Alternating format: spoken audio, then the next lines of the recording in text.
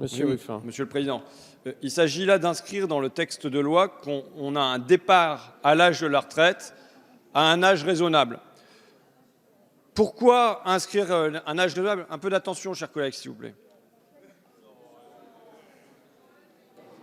Je ne sais pas, il y a un brouhaha. Monsieur le Président. Monsieur Ruffin, j'ai bien compris. Franchement, l'hémicycle est serein.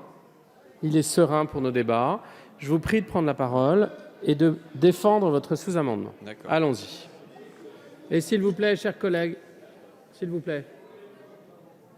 Allez-y, monsieur Ruffin. Donc il s'agit d'inscrire dans la loi le fait qu'on a un départ à la retraite à un âge raisonnable. Qu'est-ce qu'on peut considérer comme raisonnable? C'est l'espérance de vie en bonne santé, à minima, que les gens arrivent à la retraite et qu'ils puissent un peu en profiter en étant en bonne santé. Aujourd'hui, cette espérance de vie en bonne santé, elle est aux alentours de 63 ans. Donc il s'agirait de fixer ce cap comme âge raisonnable pour un départ à la retraite.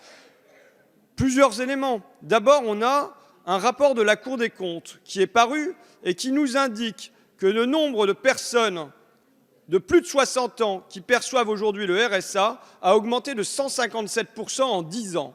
Plus 157% en 10 ans pour le nombre de personnes qui touchent le RSA quand elles ont plus de 60 ans. Ça a plus que doublé. Pour quelle raison?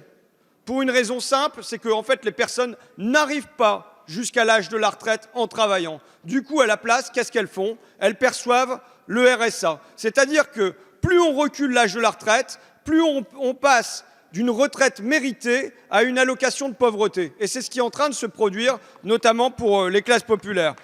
Une deuxième raison, on sait que c'est en 1982 qu'a été passé de 65 à 60 ans l'âge de départ à la retraite. Et ça a été un moment décisif, ça a été le moment où on a cessé de mourir pour bien des personnes dans les classes populaires avant d'atteindre l'âge de la retraite. Et on voit qu'aujourd'hui s'opère un mouvement inverse qui fait qu'on recule, on recule, on recule, et il va y avoir de plus en plus de personnes qui vont arriver à la retraite, soit en étant en très mauvaise santé, soit en étant déjà décédées.